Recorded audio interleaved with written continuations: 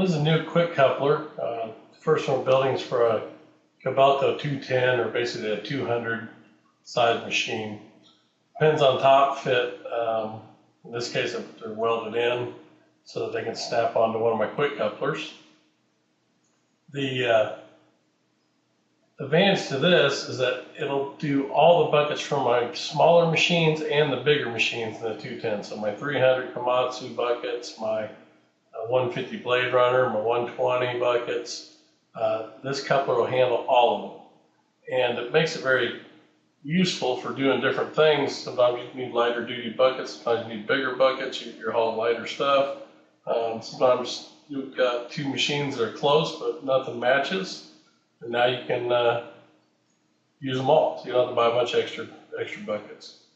This right here is the nut that tightens back and forth to adjust the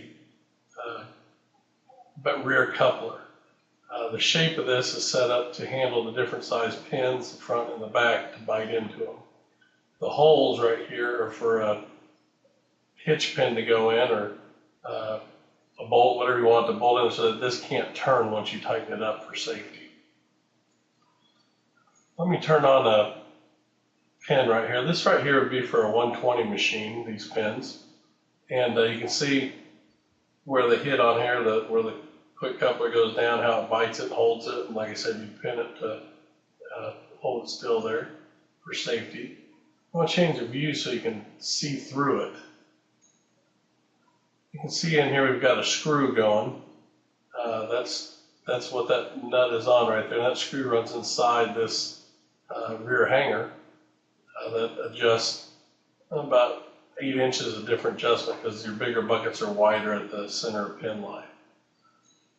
So then if I want to use a 200 bucket pin, got 200 bucket pins, and you can see this, we just basically tighten up the quick coupler, and you can see how it fit against there firmly, and then again lock the pin.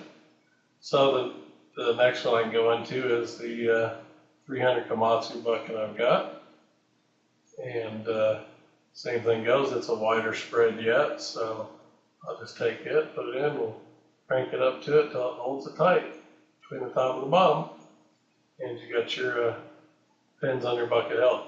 And you make the width of it for the smallest bucket, so you might have some back and forth left and right that it could be off center of the bucket, or you could basically put shims in there if you want, but don't think it's really necessary. This coupler is very simple.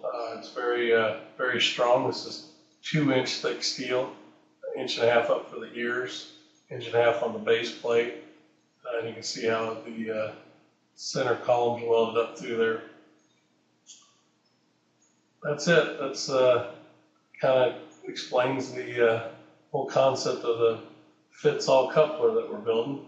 And any questions, give me a call at 590-8251, 317 area code, and Thank you.